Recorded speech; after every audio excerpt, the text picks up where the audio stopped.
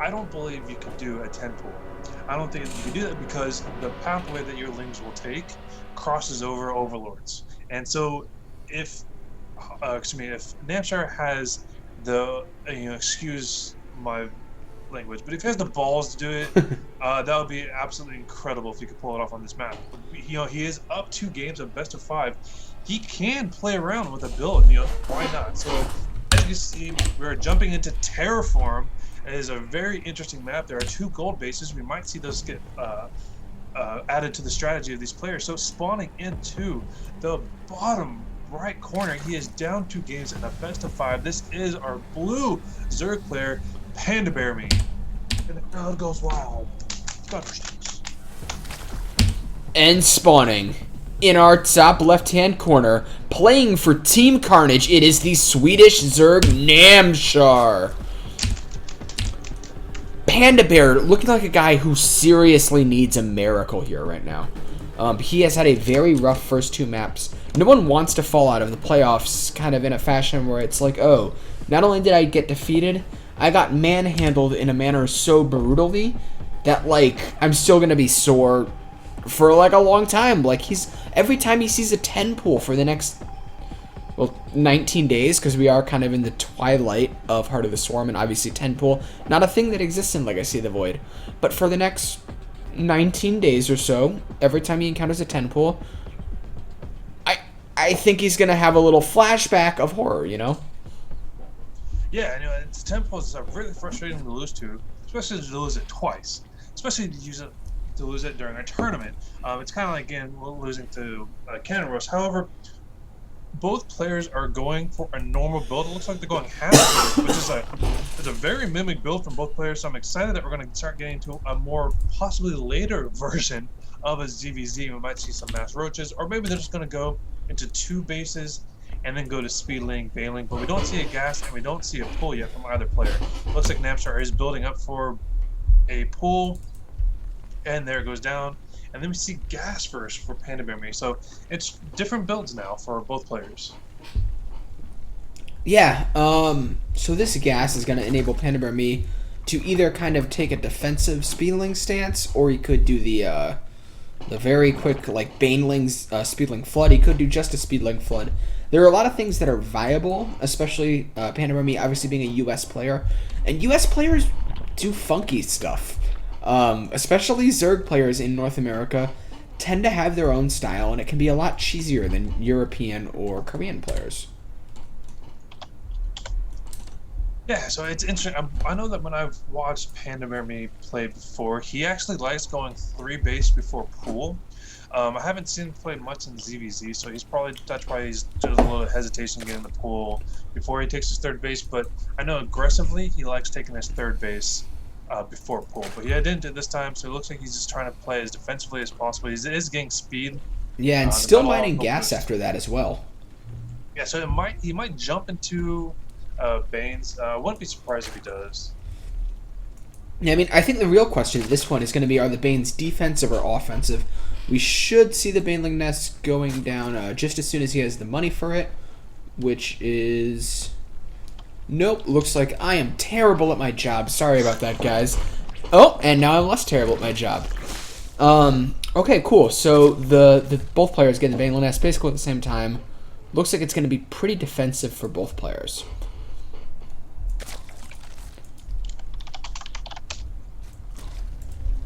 Alright, so I'm excited to kind of see these guys in like a mechanical slugfest, because obviously we've seen them in a knife fight that is early game ZVZ.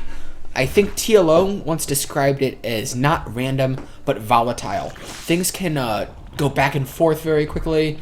Kings can be made in a moment. Losers can unfortunately lose in a moment. But once you get into those later stages of ZVZ, you have a little bit more drawn-out fights. But it looks like this first pack of Lings from PandaBearMe going to go out, start moving around on the map. He's got speed just a little bit ahead of his opponent. And I think he's just going to be looking to get some map presence, get some vision, see what's going on the other side of the map. Yeah, PandaBearMe, like you said before, he's sent some lings, and that queen's in a great position in between a hatchery and the Baneland. That's just those lings aren't going to get any service error on it. But like you said, so he scouts around both speed finishes for both players, cleans up a little bit of PandaBearMe's lings. Again, he's just poking around, trying to find. It's pretty much the same build from either player. No. We have 2 base Muta coming in from PandaBearMe, which is going to be really interesting. See, the spine crawl at the front is there so we can kind of hold on against anything that Namshar might throw at him. 2 base Muta is one of those builds where, like, okay, so let's see, did Namshar see both those gases? Because that can be a big yeah, he saw both the gases. That's a big tell for 2 base Muta. Normally you wouldn't have this much gas at this point in the game unless you want things that are up in the sky. Let's see what Namshar's response is going to be, because PandaBearMe is going to be so vulnerable until he manages to get that up. Oh, but a nice Baneling hit goes off right away for our blue Zerg player. Yeah, PandaBearMe just like sacrificed all his Banes to stop that big, massive Bane hit. He did not want those Banes getting into the mineral line, and so he's just more Banes are being morphed from Namshar, and so he just wants to get as much damage as coming. Just sees the speed link streaming across the map. PandaBearMe sees all that with great vision of the Overlords. Here comes some more Bane hits going down the mineral line. They will get a few more. That is a lot of Banes, though. Really nice splits. These defensive Banes are going to have to do so much work for PandaBearMe, but the Spine Caller goes down. These Speedlings are going to be able to get on top of all of these drones, which are so vulnerable because of the lack of Zerglings or Banelings to zone them out and try to defend them. A handful of Zerglings is out for PandaBearMe. He is trying to hold on to make it to that Spire, that tech, that can be the decisive factor in allowing him to win this game, but it's going to be such a long road until then. The Speedlings coming in from PandaBearMe, trying to push away these Zerglings of Namshar. These drones need to be careful not to engage into these Banelings, which can take so much damage so quickly, but it looks like PandaBearMe has held at a cost, at a very big cost. He has enough gas banked up to make almost 6 Muta right away, but these Zerglings of Namshar are once again knocking at the front door of our blue Zerg player. Yeah, and the Mutas are coming, but it might be coming, or has enough gas to get some Mutas out, but so it might become just a little too late. There's so many lanes from Namshar. Here's some more Banes coming in. They're just trying to get more hits on those drones. He didn't lose that many drones in the first initial attack. Those Banes are landing, he's trying to hit the Banes for Banes. That's what PandaBear is trying to do. And just bait him all, just buying time. All this is just buying time. It looks like PandaBear actually goes for Lings and Banes more. He's not going to go for Mutas just yet. He's just trying to survive. He needs a moment of breathing room is all he's looking for. I think he's overextending with this Bane aggressively, but that's a really hard decision to make because of how easily the Banes are obviously chased down by Zerglings with good micro. As long as he's staying on creep, he can zone out these Zerglings for days with his smaller Baneling count. We see the first Muta is on the way. Namshar floating a lot of minerals, maybe focusing too much on these fights, while at the same time PandaBearMe is supply blocked. Once these Overlords pop, he's going to get his first Mutas out, and then he's going to try to clean this up, go across the map, and do a lot of damage. But Namshar senses his weakness. There is blood in the water. Red Zerglings come streaming in. So much damage going down against PandaBearMe. But once again, it looks like he's stabilized, if only for the moment. The 3 Banelings come in, waddling into this mineral line. So much could die. There was so much in the red. 7 drones go down to the 3 Banelings. An amazing trade for a Red Zerg player who is now on the kind of the defensive foot as these Mutalisks really start popping out for PandaBearMe. So PandaBearMe did lose a little bit of drones there. He pretty much was sacrificing his own Banes to hit other Banes. As we look at the units lost, resource-wise, Namshar has lost over almost 4,200 worth of minerals. Wait! Look at this rally! Look at this rally! 3 Zerglings or 3 drones just went down in the middle of the map, and another 4 of them streaming across. That was very strange. A big mistake from Namshar. Maybe that battle causing some nerves, getting to him a little more than we would otherwise expect. Yeah, like you said, it looks like he's pulling the drones for no reason. You should be pulling the drones. Those queens are transfusing each other. Unfortunately, the Speedlings probably wasted too much time on attacking those queens. Probably try to go for the mineral line, but he saves all the queens. He's got a good defense up for Namshar. So PandaBearMe is forced to retreat, forced to go back, because now Namshar is on 3 bases, successfully on 3 bases, mind you. Yeah, it's going to be up to these Mutas to really find chinks in the armor of Namshar, who is putting down more and more Spore Crawlers. He's going to be relying on those to shoo away the Mutalisks. He's not going to have anything except for Queens, which shoot up. And he even, like, look, he has this forward Spore Crawler in position that's going to be a really nice defensive position for his queens to kind of fight to protect any drones that might transfer from the natural and the main. He doesn't want to be losing them in that transfer. And at the same time, he's just going for a big roach push. So basically, he's going to sit back on his 3 bases. Oh man, but picking off some of these banelings could be nice. Instead, he targets the Zerglings, which could be a mistake. Spore Crawler takes out 1 Mutalisk. PandaBearMe not getting done what he needs to with this Mutalisks. Yeah, we do see more lings coming from Namshar going across. He's trying to hit some lings. Bane gets a couple good hits. The Mutas are trying to clean this up as well, but there's so many lings that these 4, Mutas aren't going to be able to stop this huge ling. The lings are just going to run by and try to get into that mineral line again.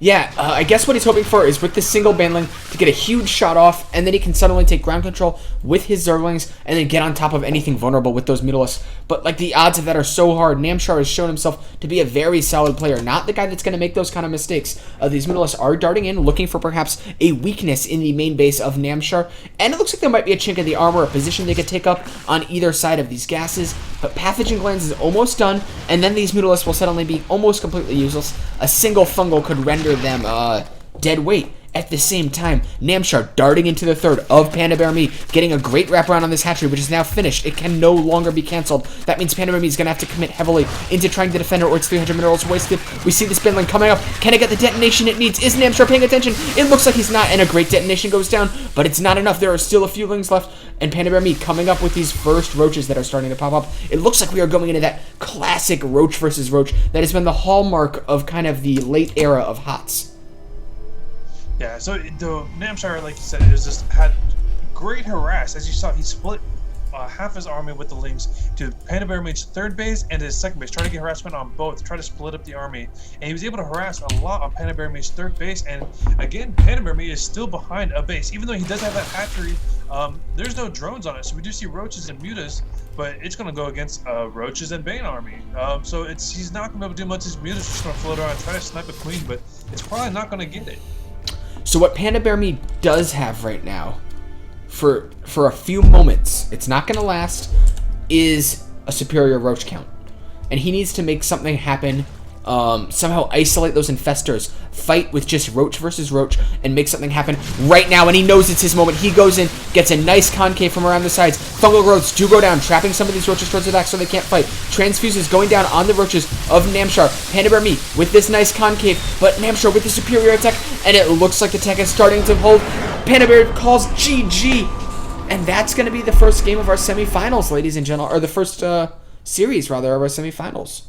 Yeah, that was that one encounter with he needed to get in on top of those infestors. Unfortunately, he got PandaBearMe got fungal growth. He couldn't do anything. He's just so far behind. The harassment of Namshar's lings just kept PandaBearMe just too far behind. Namshar was able to get the 3rd base up, and that's what kind of did it. On top of some great Bane harassment, but just epic plays so far from either player. That was incredible ZVZ. I enjoyed that last 3rd game. Both players showing their full potential with that one. Yeah, and once again, when we're talking about both players, man, thank you so much to both players for just being cool about this. These guys were absolutely awesome. They were super patient with us. Also, you, our audience, our beautiful, beautiful audience, who I know are the most attractive people on Twitch, were also super patient with us. And, man, patience is a virtue, right? Thanks, everyone, for being awesome. Yeah, of course, we appreciate everyone. We try to start these things at 7 p.m. Eastern Time. That is going to be for, I believe we're going to have more of our round of 8. That'll be for tomorrow at 7 p.m. Eastern. Make sure you guys tune in. Make sure you guys follow to keep up with everything. Follow us all on Twitter and keep up to date with everything so far. It should be an amazing weekend heading into BlizzCon, so I'm super excited. These are going to be one of the last few Heart of the Swarm matches before Legacy drops, and I'm super excited to get into Legacy matches coming up here in the next few weeks as well. Yeah, so guys, before we go, I just want to say thanks again to Hawkeye, who is kind of the king of this tournament. I know king is not the right title, but I can't think of it right now. Thanks to you, Draven, for coming out here with me. Thanks to Esports Heaven. They're the guys I work for when I'm not doing this. I also write articles and stuff. You should check them out. They're awesome. Oh yeah, and don't forget to follow, guys. You want to know when we're coming back on. You want to see the rest of these games. We've got, I think, Jon Snow still in the playoffs, Probably kind of the Yep. scariest guy left. You want to catch those. I'm going to be casting him with Jack Attack, I believe. So yeah. Awesome. Yeah, Jon Snow's an amazing player. Again, a league that's out here in California, so not in California, just in the United States. I don't know if you heard of the High School Star League. That's where these guys have played before when they were in high school. So I followed Jon Snow for 3 years now. This is gonna sound so creepy when I say he was in middle school when I started following him, but I started following his play style. And so I've seen him play before, and I actually got to meet him back in August. And same thing with PandaBearMe, who we just saw. And these guys are incredible players. A funny story, since I have the time to share it, we played a style tournament, a Korean style tournament, where it was like Team 1 versus Team 2. It's like a player elimination per team, like best of 7, like the old school, like GSL style. Jon Snow, his entire team didn't show up, so he only had to lose 1 game to be out of the tournament. He knocked out 4 teams. It was incredible. So he beat everyone. Like, he beat one team, best of 5. He beat another team, best of 5. Beat another team. It was this incredible play. Jon Snow is one of the funniest matches I've ever seen, just because it was one player versus the entire team and he won. So those are going to be the matches tomorrow. So I hope everyone can tune in for that, because that'll be exciting. Will not be here, but I'll be there watching and showing my support for Jack Attack and what do you go by? Like Joe and Jack Attack. Jack Attack is a funny guy. So I'm super excited. So make sure everyone hit that follow button. 7 p.m. Eastern. If you need the time zones converted, let me know and I'll tell you what it is. I know in California it'll be 4 p.m. Make sure we follow everyone on Twitter. I am Dre_Craft. You want to plug yours? Yeah, I'm Plugadice. You can see it on there. I'm not going to spill it out for you. You can just look.